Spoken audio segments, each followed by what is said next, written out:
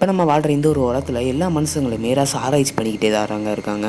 அது எக்ஸாம்பிளாக என்ன சொல்லணும்னா, இந்த பூமி எப்படி உருவாச்சு, இந்த பூமியில் உள்ள உயிரினம் எங்கேருந்து உருவாச்சு, எப்படி உருவாச்சு, அந்த உயிரினம் எப்படி வளர்ந்துச்சு, அந்த உயிரினம் வளர்ந்தக்கப்புறம் எப்படி யோசிக்க ஆரம்பிச்சிச்சு அப்படின்னு இன்னும் நிறைய விஷயம் ஆராய்ச்சி பண்ணி சயின்டிஸ்ட் நம்மளுக்காண்டி சொல்லிக்கிட்டே தாங்க இருக்காங்க. ஸோ அதில் ஒன்று தான் இந்த யூனிவர்ஸ் எப்போ அழியும், எப்படி அழியும் அப்படின்றது தான். ஸோ நிறைய பேர் கேள்விப்பட்டிருப்பீங்க, பூமி இன்றைக்கி அழியும் நாளைக்கு அழியும் அப்படின்னு நிறைய பேர் சொல்லுவாங்க. இந்த யூனிவர்ஸ் எப்போ அழியும்னு உங்களுக்கு தெரியுமா? ஸோ அதை பற்றி தான் இன்றைக்கி நம்ம வீடியோவில் டீட்டெயிலாக பார்க்க போகிறோம். வாங்க வீடியோக்குள்ளே போகலாம்.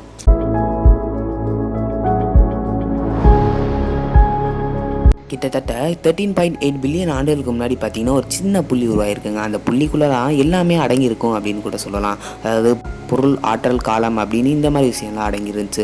ஒரு கட்டத்தில் என்ன இருக்குன்னு பார்த்தீங்கன்னா, அந்த சின்ன புள்ளி பிக் பேங் அப்படின்ற ஒரு விஷயம் மூலமாக வெடிக்க ஆரம்பிச்சிருக்கு. ஸோ அப்படி வெடிச்சனால உருவானது தான் நட்சத்திரங்கள், உயிர்கள் எல்லாமே கூட சொல்லலாம். ஸோ வெடித்த சில வினாடிகள்லேயே பார்த்தீங்கன்னா எலக்ட்ரான், புரோட்டான், நியூட்ரான் இந்த 3 விஷயம் உருவாயிருச்சுங்க. அடுத்த 3 நிமிஷத்துலேயே பார்த்தீங்கன்னா ஹைட்ரஜன், ஹீலியம் ரெண்டுமே உருவாயிருச்சு. ஸோ சொல்லப்போனால் இந்த யூனிவர்ஸும் நம்மளை மாதிரி ஹியூமன்ஸ் மாதிரி தாங்க.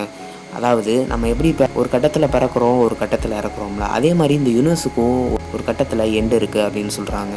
நம்மளோட பிரபஞ்சம் பார்த்திங்கன்னா விரிவடைஞ்சிக்கிட்டே தாங்க இருக்குது. ஆனால் இதில் ஒரு அதிசயம் என்னென்னா, எக்ஸ்பேன்ஷன் மெதுவாகாமல் வேகமாகச்சுன்னா என்ன ஆகும்? ஸோ அதை தான் டார்க் எனர்ஜி அப்படின்னு சொல்கிறாங்க. இந்த டார்க் எனர்ஜின்றது ஒரு மிஸ்டீரியஸான எனர்ஜின்னு கூட சொல்லலாம். இந்த டார்க் எனர்ஜியை நம்மளால் பார்க்க முடியாதுங்க, தொட முடியாது. ஆனால் ஒவ்வொரு இடத்துலையுமே டார்க் எனர்ஜி இருந்துக்கிட்டே தான் இருக்குது, அதாவது யூனிவர்ஸில்.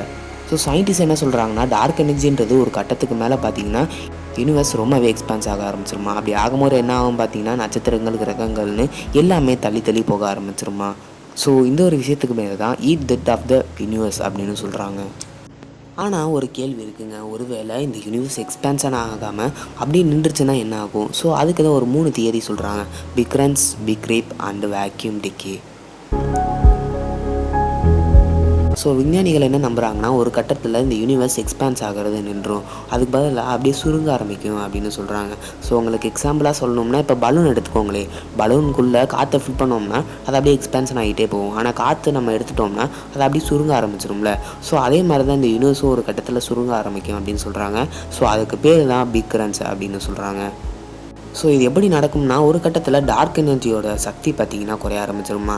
அப்போ கிராவிட்டியோட சக்தி மேலோங்கி இருக்குமா. ஸோ கிராவிட்டி எல்லாத்தையுமே இழுக்க ஆரம்பிக்குமா. ஸோ அப்போ என்ன நடக்கும்னா, ஒன்று இன்னொன்று மோதிக்கிடுமாங்க. அதே மாதிரி ஒவ்வொரு செகண்டுக்கும் வெப்பம் அதிகரிச்சுக்கிட்டே இருக்குமா. ஸோ அது நடந்து பல பில்லியன் ஆண்டுகளுக்கு அப்புறம் பார்த்திங்கன்னா எல்லாமே ஒரு புள்ளிக்குள்ளே அடங்கிடுமாங்க. அதாவது சுருங்கி ஒரு புள்ளியாக மாறிடுமா. அந்த புள்ளி தான் திரும்பவும் வெடிச்சு பிக் பேங் அப்படின்ற ஒரு விஷயம் உருவாகும். அதாவது திரும்பவும் யூனிவர்ஸ் உருவாகும் அப்படின்னு சொல்கிறாங்க. என்னதான் பிக் கிரன்ச்ன்ற இந்த ஒரு தியரி சாத்தியமான தியரியாக இருந்தாலும், ஒரு சில சயின்டிஸ்ட் பார்த்திங்கன்னா இந்த தியரியை மறுக்கிறாங்க. அவங்க ஒரு தியரியை உள்ளே கொண்டு வராங்க, அதுதான் பிக் ரீப். அதாவது இதுக்கு முன்னாடி பார்த்துருப்போம்ல, அதிக டார்க் எனர்ஜி இருந்தால் இந்த யூனிவர்ஸ் எக்ஸ்பான்ஸ் ஆகிட்டே போயிட்டே இருக்கும். ஆனால் கம்மியான டார்க் எனர்ஜி இருந்தால் இந்த யூனிவர்ஸ் எக்ஸ்பான்ஷன் ஆகிறப்பல அப்படியே சுருங்க ஆரம்பிச்சிடும் அப்படின்னு சொல்லியிருப்போம்ல. ஸோ அதை தான் அவங்க இங்கேயே சொல்கிறாங்க. அதாவது அதிக டார்க் எனர்ஜி இருந்துச்சுன்னா யூனிவர்ஸ் ஒரு கட்டத்தில் எக்ஸ்பான்ஸ் ஆகிட்டே போயிட்டே இருக்கும். ஸோ கடைசியில் பார்த்திங்கன்னா பூமி, சூரிய, நட்சத்திரங்கள் எல்லாமே ஒன்றுக்கு ஒன்று தள்ளி போக ஆரம்பிச்சிருமா. ஒரு கட்டத்தில் எந்த ஒரு ஒளியுமே ட்ராவல் ஆக முடியாத அளவுக்கு கூட எக்ஸ்பென்ஷன் ஆகிக்கிட்டே இருக்குமா. அப்படியே இந்த யூனிவர்ஸ் கிளிய ஆரம்பிச்சிரும் அப்படின்னு சயின்டிஸ்ட் சொல்கிறாங்க. ஸோ அதுக்கு பேர் தான் பிக் ரீப் அப்படின்னு அவங்க பேர் வைக்கிறாங்க. ஸோ இதெல்லாம் கூட ஓகேங்க. இது ரெண்டு கூட ஏதோ உங்களுக்கு வித்தியாசமாக இல்லாமல் தோணலாம். ஆனால் வேக்யூம் டிக்கேன்ற இந்த ஒரு விஷயம் பார்த்திங்கன்னா ரொம்பவே பயங்கரமான ஒரு விஷயம் கூட சொல்லலாம். அதாவது ஒரு செகண்டில் இந்த யூனிவர்ஸே இல்லாமல் ஆக்கிடுமா. அந்த அளவுக்கு இந்த வேக்யூம் டிக்கேக்கு பவர்ஃபுல் இருக்குது.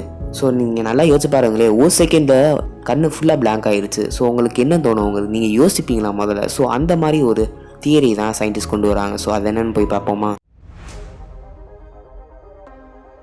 இதுக்கு முன்னாடி நம்ம பார்த்த எல்லாமே ஒன்றும் இந்த யூனிவர்ஸ் சுருங்கி அழியும் இல்லைனா கிழிஞ்சு அழியும் அப்படின்ற இந்த ஒரு 2 விஷயம் தான். அதாவது big crunch and big rip. ஆனால் இப்போ நம்ம பார்க்க போகிற இந்த ஒரு விஷயம் பார்த்திங்கன்னா கொஞ்சம் பயமாக இருக்கக்கூடிய ஒரு விஷயந்தான். அதாவது வேக்யூம் டிக்கே. இந்த யூனிவர்ஸில் பார்த்திங்கன்னா ஒரு எனர்ஜி ஸ்டேட் இருக்குங்க. அந்த எனர்ஜி ஸ்டேட்டை தான் ஃபால்ஸ் வேக்யூம் அப்படின்னு சயின்டிஸ்ட்லாம் சொல்கிறாங்க. ஸோ இந்த ஃபால்ஸ் வேக்யூமில் ஒரு சின்ன மாற்றம் நடந்தால் கூட சரியாக ட்ரூ வேக்யூமாக மாறிடுமாங்க. அப்படி மாறிச்சுன்னா என்ன நடக்கும்னு தெரியுமா? அந்த ஒரு விஷயம் பார்த்திங்கன்னா ஒளியோட ஸ்பீடில் டக்குன்னு எல்லா இடத்துலையும் பரவ ஆரம்பிக்குமாங்க.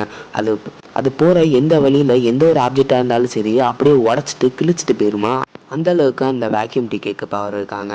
ஸோ இப்படி ஒரு பெரிய முடிவு இருக்குது அப்படின்னு நம்ம தெரிஞ்சுமே இப்போ சும்மா தான் உட்காந்துக்கிட்டு இருக்கோம். ஏன்னா நம்மளால் ஒன்றுமே பண்ண முடியாது, ஒன்லி வேடிக்கை மட்டும்தான் பார்க்க முடியும். ஸோ இந்த ஒரு கதையை எனக்கு கேட்கும்போது வாசிக்கும்போது பார்த்தீங்கன்னா அப்படியே ஒரு மூவி பார்த்த மாதிரி தான் ஃபீல் இருந்துச்சு. ஸோ அந்த அளவுக்கு இந்த ஒரு விஷயம் எனக்கு சூப்பராக தெரிஞ்சு. ஆனால் இந்த வீடியோவில் நான் எப்படி அதை கொண்டு வந்திருக்கேன்னு எனக்கு தெரியல. ஸோ இந்த வீடியோ உங்களுக்கு பிடிச்சிருக்குன்னு நினைக்கிறேன். பிடிச்சிருந்தா மறக்காமல் லைக் பண்ணிடுங்க. அது மட்டும் இல்லாமல் நம்மளோட சேனல் சப்ஸ்கிரைபும் பண்ணிக்கோங்க. நம்மளோட சேனல் பார்த்திங்கன்னா 10K சப்ஸ்கிரைபர் ரீச் ஆகணும். ஸோ இந்த ஒரு கதையை கேட்டதுக்கப்புறம் இந்த யூனிவர்ஸ் எப்போ அழியும், எப்படி அழியும், இப்படிலாம் அழியுமா அப்படின்லாம் யோசிக்காதீங்க. ஏன்னா இந்த யூனிவர்ஸ் ஒரு வேளை அழிஞ்சிச்சுன்னா கோடிக்கணக்கான ஆண்டுகளுக்கு அப்புறம் தான் இப்படி ஒரு விஷயம் நடக்கலாம் அப்படின்னு சயின்டிஸ்ட்லாம் சொல்கிறாங்க. ஸோ அப்படியே நடந்தால் கூட இந்த யூனிவர்ஸ் பார்த்திங்கன்னா திரும்ப முதல்ல இருந்துறாங்க உருவாகும். அதாவது ஸோ ஒரு புள்ளி உருவாகும், அந்த புள்ளிக்குள்ளே எல்லாமே அடங்கியிருக்கும். அப்புறம் பிக் பேங் உருவாகும். அப்புறம் திரும்ப முதல்ல இருந்து யூனிவர்ஸ் உருவாக ஆரம்பிக்கும். ஸோ யூனிவர்ஸுக்கு ஒரு எண்டே கிடையாதுன்னு தான் சொல்லலாம். அதாவது நம்ம ஹியூமன்ஸ் மாதிரி தான் நான் ஆரம்பத்திலே சொல்லியிருப்பேன். எப்படி நம்ம ஒரு கட்டத்தில் பிறக்கிறோமோ, ஒரு கட்டத்தில் இறக்குறோமோ, அதே மாதிரி தான் யூனிவர்ஸும் ஒரு கட்டத்தில் அழியத்தான் செய்யும். ஆனால் திரும்ப உருவாக வாய்ப்பு இருக்குது அப்படின்னு சயின்டிஸ்ட்லாம் சொல்கிறாங்க.